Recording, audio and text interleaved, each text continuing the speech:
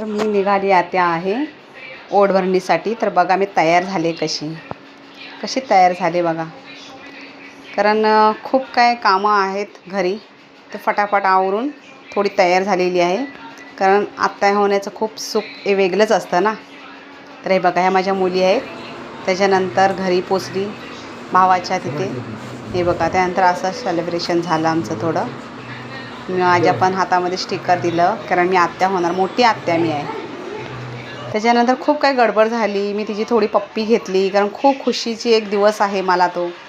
खूप वर्षापूर्वी आम्ही स्वप्न पाहिले होती, मी आत्या होणार, आणि आज ते स्वप्न पुरं होणार आहे. ही माझी 3 नंबर बहीण, तीसुद्धा तिथे आली होती. तिनेसुद्धा मस्तपैकी छानपैकी तिला ओवाळणी केली.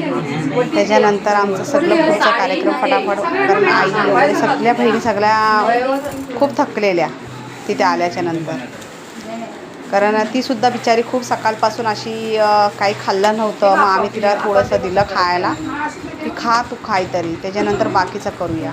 त्यानंतर माझ्या बहिणीने ओढभरणीसाठी जे आणलं होतं साडी वगैरे ते सुद्धा दिलं.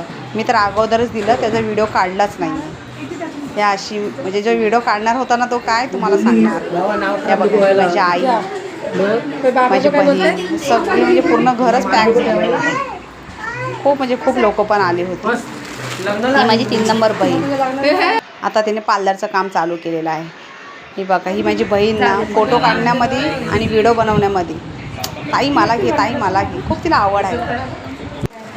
ही माझी 3 नंबर बहीण. ही आता पार्लरचं चालू केलं आहे तिने, पण खूप छान पार्लर करते. कोणाला ऑर्डर द्यायची असेल तर नक्की सांगा. तिनेसुद्धा तिला ओवाळणी केली. बघा, सगळ्या बहिणीचं ओवाळणीचं आलं फोटो, पण व्हिडिओ आला माझाच नाही मी काढला, कारण एवढी गडबड झाली ना, खूपच झाली तिथे. तर फटाफट मी अगोदर केलं, नंतर मग त्यांचं मी काढलं. हे माझे भाऊजी आहेत, लास्ट नंबर, ह्या बहिणीचे मिस्टर.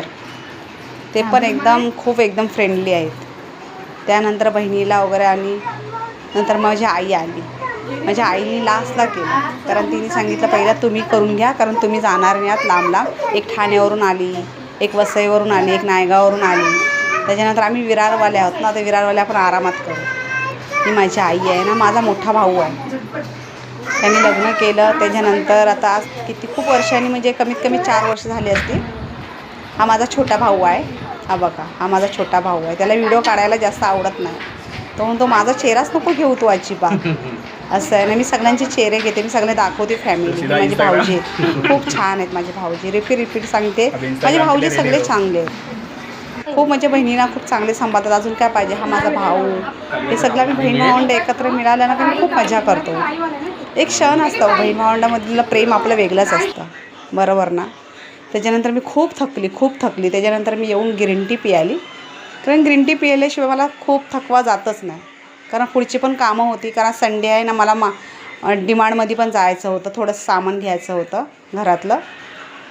त्याच्यामुळे विचार केला टाईम आहे माझ्याकडं, तर जाऊन ते पण करते.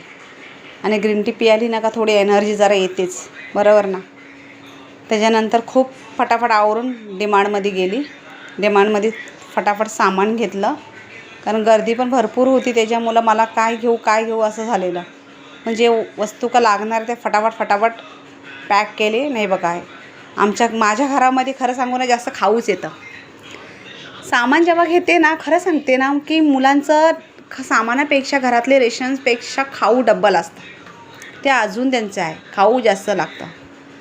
प्रत्येक फ्लेवरच्या बिस्किट, प्रत्येक जे चॉकलेट असतात, सगळं त्यांना लागतं. तर असं ऑफर घेतली, बघितले, ऑफर बघितलं, ऑफरमध्ये काय आहे का डिस्काउंट.